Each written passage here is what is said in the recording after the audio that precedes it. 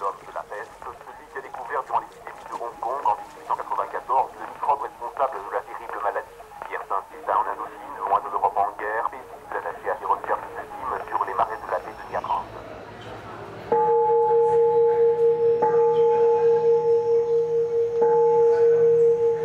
Alexandre, Yersin,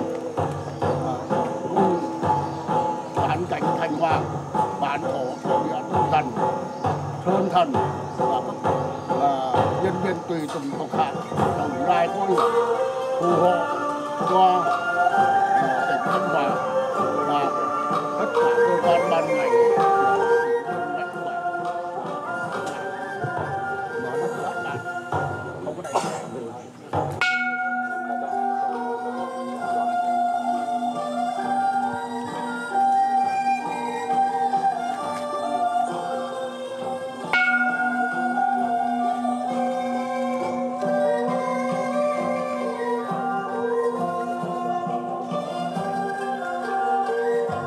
Le docteur Yersin, il s'est contenté de sourire, il m'a tapé sur l'épaule et il m'a dit mon petit, il faut apprendre et encore apprendre pour mieux la comprendre et la protéger, la vie.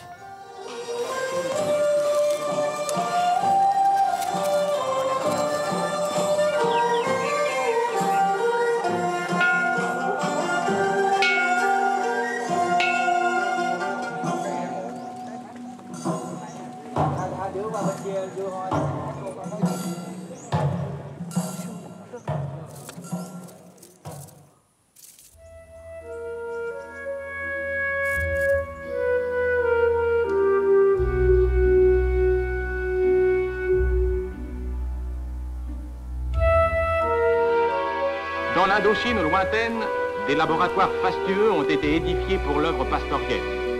Leur fondateur, le docteur Yersin, vainqueur de la peste, seul collaborateur vivant de l'illustre Pasteur, y achève sa noble vie consacrée tout entière au bien.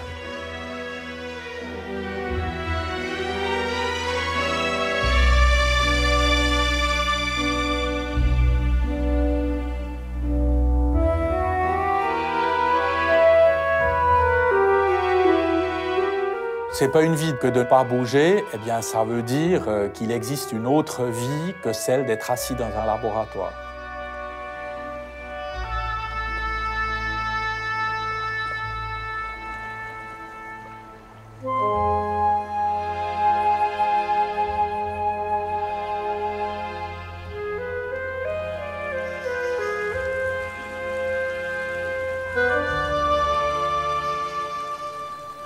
Lui est né là au rez-de-chaussée. On peut jeter un coup d'œil depuis le jardin? On peut jeter un coup d'œil depuis le jardin. Ben, volontiers, oui. Parce que la maison aura peut-être un petit peu changé de physionomie parce que ça fait des années. Donc il serait né ici, à l'étage du bas. Au parterre, c'était l'appartement de service. C'était l'appartement de service pour le papa, puisqu'il était un tendon de la poudrerie. C'était un appartement de service. Nous nous trouvons côté jardin de la maison où Alexandre Yersin est né le 22 septembre 1863. Son père était depuis environ une année intendant de la poudrerie d'Aubonne qui dépendait de la Confédération. Malheureusement, son papa est décédé brusquement environ 20 jours avant la naissance d'Alexandre et laisse seule la maman, Fanny Yersin, et ses 3 enfants, Émilie, Franck et Alexandre.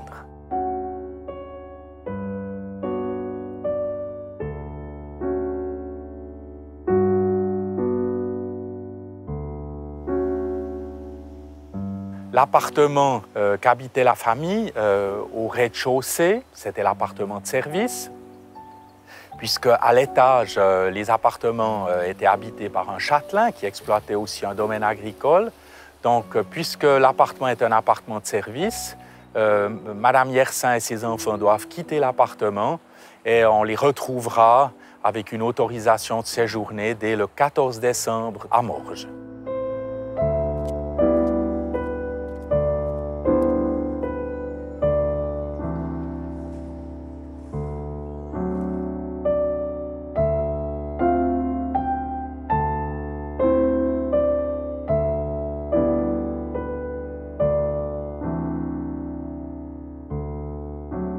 Yersin est dans un monde qui signifie le début de la période de l'industrialisation, une période où la recherche va s'intensifier. C'est un monde qui est très animé, mais c'est un monde encore très traditionnel. On est au XIXe siècle. C'est un monde dans lequel les hommes ont leur rôle, les femmes ont leur rôle. On ne mélange pas les genres. Et donc, Yersin grandit dans une ambiance simple, une certaine rigidité, et dans un monde en plein développement, au fond.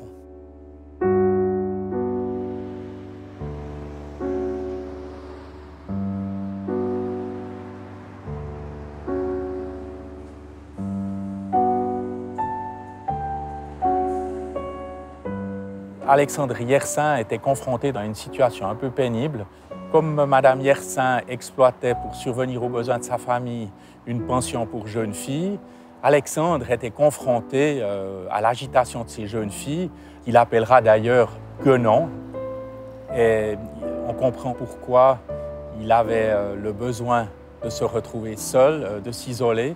Alors, il avait la possibilité de trouver cette liberté et cette indépendance soit dans la nature, en récoltant des insectes, et se constituer une collection d'insectes à l'image peut-être de celle que son père avait constituée. L'autre possibilité était de monter à sa mansarde et de contempler de là l'immensité du lac et des montagnes et d'admirer tous les matins le lever du soleil.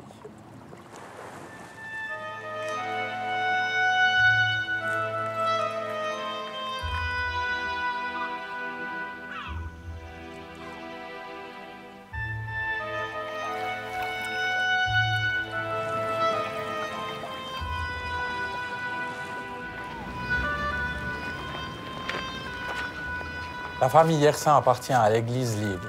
Et Yersin a évidemment obtenu une éducation religieuse très rigoureuse d'une part, qui certainement d'autre part aura une influence sur toute sa vie, sur sa perception religieuse de la vie, même si Yersin ne manifeste pas son protestantisme ou son appartenance à l'Église libre d'une manière active.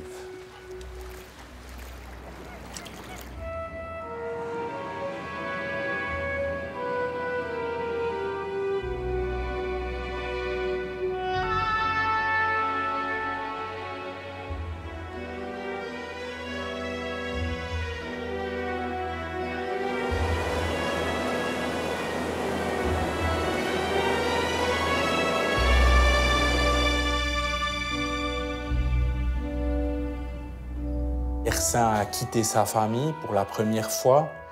Il est donc un peu seul à Marbourg. Et d'autre part, il va devoir communiquer en allemand, non seulement avec la famille Vigan, mais aussi avec les personnes qu'il va rencontrer dans le cadre de ses études universitaires. La communication avec la famille Vigan n'est pas très facile. Elle est plus facile avec madame, plus difficile avec monsieur, parce que selon Yersin, monsieur avale la moitié des mots, il parle très rapidement, il ne formule pas assez lentement pour que Yersin puisse bien comprendre.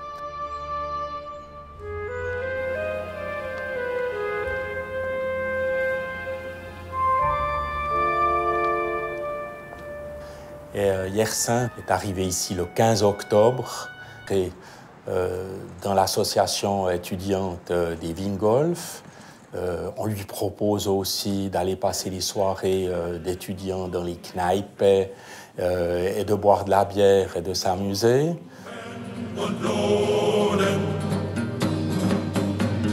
Ziehen wir dahin, bis das Herz uns steht, wehrlos bis unter den Boden. Toutes ces activités-là n'enchantent pas vraiment Yersin, qui lui préfère bûcher, c'est-à-dire travailler à sa table. L'antisémitisme est un sentiment qui a habité les hommes depuis très longtemps. Et le fait que Yersin fréquente Sternberg, l'étudiant juif, avec lequel il s'entend d'ailleurs très bien, ce fait-là perturbe profondément la famille Vigan, qui est de mentalité plutôt nationaliste et qui a, comme beaucoup d'autres personnes à cette époque-là, de l'Empire allemand, un sentiment forcément antisémite.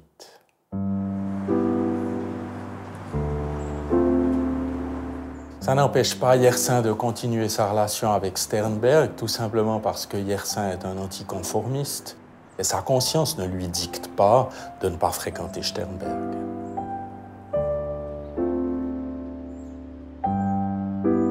C'est effectivement à Marbourg qu'il aura la possibilité d'assister à des premières opérations. Ça ne fait pas partie du programme normal que d'aller regarder des opérations, voire assister à des opérations, donner un coup de main.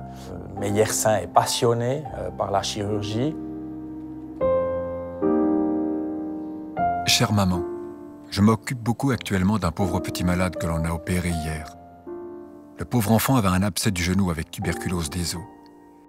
Depuis plusieurs semaines, il a une fièvre intense qui monte ses jours jusqu'à 40 degrés. Je me suis très attaché à lui, et lui-même m'a dit que j'étais son plus grand ami. Hier, on lui a donc resséqué le genou, c'est-à-dire qu'on a ouvert, scié le bout des deux os et recousu. Cette opération est plus grave qu'une amputation de la jambe. Elle a été faite trop tard à ce qu'il me semble, et je n'ai presque plus d'espoir pour ce pauvre petit. Pauvre petit, vivra-t-il encore demain? Yersin, d'une manière générale, aime bien les enfants dans différentes situations de sa vie, même en tant que grand garçon, en tant qu'étudiant, en tant que jeune médecin. Yersin aura toujours du plaisir au contact avec les enfants. Donc les enfants, pour lui, c'est encore un peu l'essence de la nature humaine, avec une part de naïveté, avec une part d'insouciance par rapport à la vie.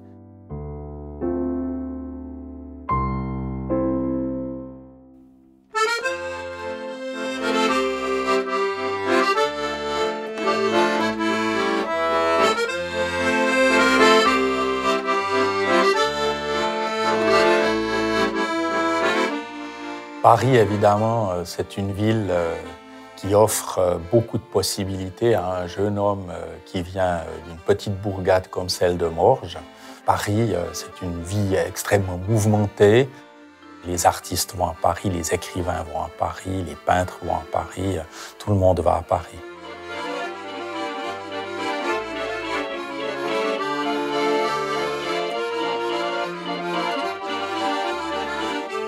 C'était un Paris qui venait d'être transformé par Haussmann, parce que Haussmann, c'était Napoléon III, et donc pendant la période des années 1850-1870, Paris a commencé à se transformer avec de grandes avenues et les immeubles qu'on qualifie de haussmanniens.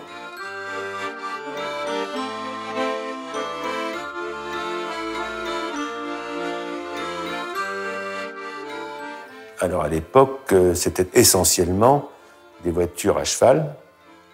Il y avait des fiacres, je crois qu'il y en avait de l'ordre de 10 000 à Paris. Il y avait des omnibus tirés par des chevaux, des omnibus à 2 étages, à l'impérial. Il y avait beaucoup de circulation, beaucoup d'embouteillage de ces voitures à cheval. Et une chose amusante, c'est que c'était aussi les débuts de la bicyclette. On voyait les premières bicyclettes dans Paris, et la bicyclette sera un outil que Yersin appréciera beaucoup. Les premiers vélos, voilà un petit peu l'impression qu'on pouvait avoir.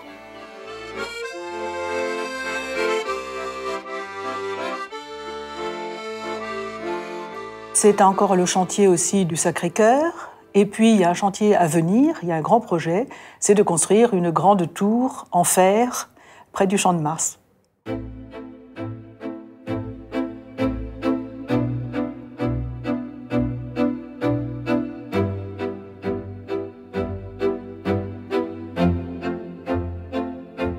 On a assisté aux funérailles nationales de Victor Hugo en mai.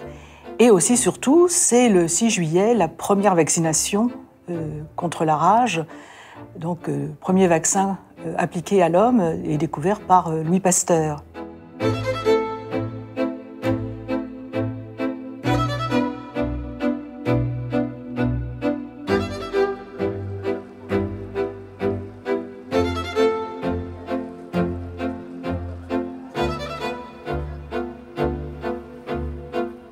Yersin est venu pour suivre des cours de médecine, pour achever ses études de médecine. Donc il s'inscrit à la faculté. Il était à l'hôpital de la Pitié, et c'est à la Pitié-Salpêtrière qu'on a fait des autopsies de gens qui étaient morts de la rage, et en particulier de 3 Russes parmi les 19 qui avaient été envoyés en urgence à Pasteur, puisqu'ils s'étaient fait mordre par un loup enragé. Et sur les 19, il y en a 3 qui étaient tellement sévèrement atteints qu'ils n'ont pas pu être sauvés par le vaccin de Pasteur. Et donc les autopsies de ces Russes ont été faites à la Pitié-Salpêtrière. Et Yersin, justement, assiste à ces autopsies. Puis une autre personne aussi assiste, c'est le docteur Roux, qui est le proche collaborateur de Pasteur. Et c'est la rencontre entre Roux et Yersin.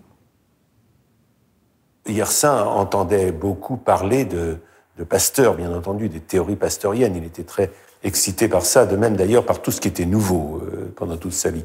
Donc il rêvait de rencontrer Pasteur et Yersin est allé voir une séance de vaccination contre la rage. Et là, il n'est pas forcément très impressionné d'ailleurs par cette rencontre, parce qu'il trouve que c'est un petit bonhomme qui n'est pas très, très aimable. Voyons, entrez ou n'entrez pas, mais ne restez pas là, bouchez la porte. Rémi entre alors et je le suis. Mais à peine suis-je dedans que le bonhomme se retourne comme une bombe pour me crier « Qui êtes-vous? Que voulez-vous » Ce bonhomme, c'est Monsieur Pasteur en personne. Je ne me le figurerai pas comme cela.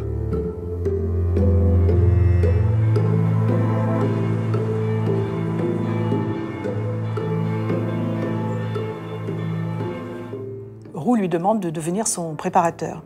Et Yersin s'occupe aussi des malades, des soins aussi des mordus. Et il se rend indispensable. Il va aussi traduire certains articles, comme il parle parfaitement l'allemand, il va se rendre indispensable en faisant ces traductions. Donc Yersin, à l'hôpital, était confronté journellement à des enfants qui avaient soit la tuberculose, soit la diphtérie. Yersin avait beaucoup d'empathie, disons, pour ses enfants malades. Et ça avait déjà commencé à Marbourg, où il parlait de ses petits amis de la clinique, puisqu'il avait commencé ses études médicales. Et à nouveau, aux enfants malades, il était bouleversé de voir ses enfants malades, ce qui, pour un médecin, c'est finalement, d'habitude, il garde une certaine distance, mais lui était manifestement très impliqué et il était catastrophé quand l'un de ses enfants malades mourait de la diphtérie ou de tétanos.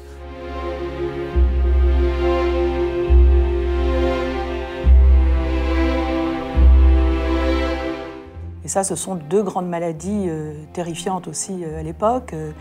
La diphtérie est terrifiante, on l'appelle la terreur des familles, la terreur des mères, parce que les enfants meurent dans d'atroces souffrances. Il y a ces fameuses membranes qui bloquent l'entrée du larynx, du pharynx, et qui étouffent les enfants.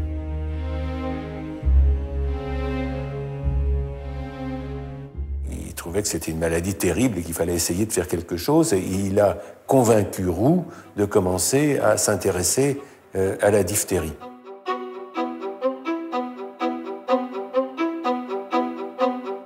Donc ce qu'ont fait Yersin et Roux, dans une première étape, ça a été de montrer effectivement que la bactérie de la diphtérie sécrétait un poison qui a reçu le nom de toxine diphtérique.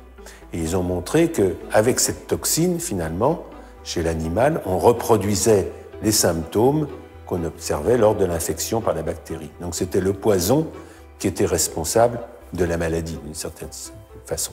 Donc c'est ça le travail de base qu'ont fait Yersin et Roux.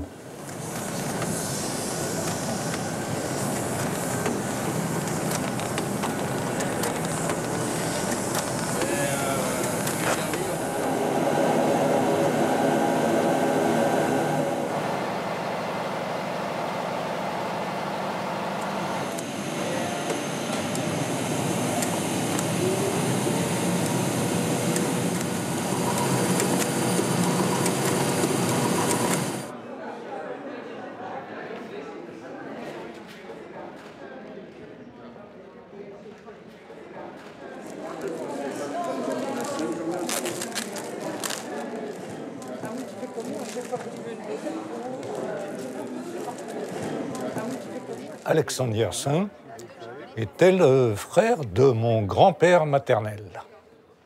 Son frère avait donc 8 enfants et le cadet de ses enfants était ma mère, Berthe Yersin.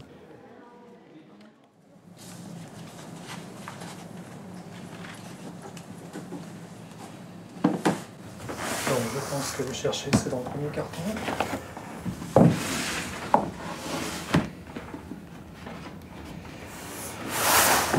C'est la boîte.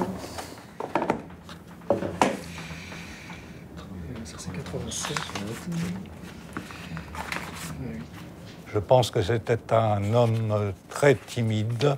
Il a fait tout au cours de sa vie, très volontaire, fuyant les honneurs, qui a gardé avec sa mère des relations constantes mais épistolaires, tout le temps qu'il était à Paris pour ses études de médecine, puis jusqu'à la mort de sa mère, il a gardé une correspondance absolument énorme. Et il y a des lettres qui racontent vraiment, c'est presque du journalisme au début, quand il est en France pour faire ses études de médecine. Mais il faut dire aussi que pendant toutes ces années d'études, jusqu'à ce qu'il commence à être un peu rémunéré par le docteur Roux sur intervention de Pasteur, qui donne son accord pour qu'il soit préparateur avec un petit salaire, jusque-là, c'est toujours sa mère qui a subvenu à ses besoins et qui lui demande des comptes, de temps en temps. Donc, oui, il y a une relation très profonde. Il est vraiment... le plus grand nombre de lettres, les plus détaillées, vont à sa mère. Paris, 8 janvier 1888. Chère maman, pense un peu que je suis invité à dîner pour mercredi prochain chez Monsieur Pasteur. C'est terriblement ennuyeux. Surtout, il faut une queue de pie, il n'y a pas tortillé. Je m'en vais aller voir lundi à la Belle Jardinière si je puis trouver quelque chose.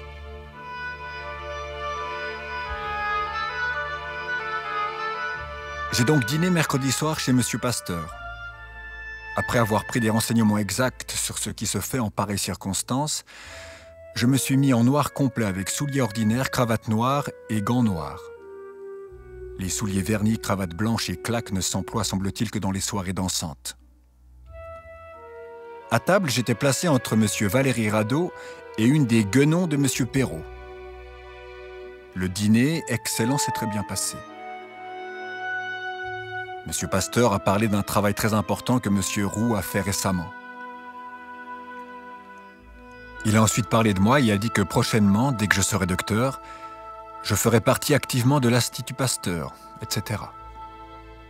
Bon, l'Institut Pasteur était sur le point d'ouvrir et l'idée était que dans cet institut, on devait pouvoir faire un enseignement, enseigner la microbiologie qui avait été, disons, découverte, pour faire court, par Pasteur.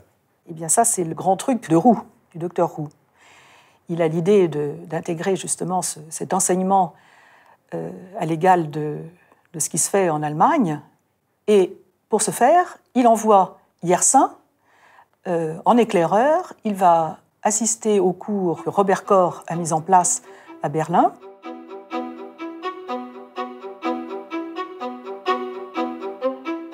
Et Yersin, il va prendre des notes abondamment, les cours, mais aussi il va faire des relevés de tout, des plans des laboratoires, des cultures que l'on fait, etc. Enfin, c'est un véritable espion.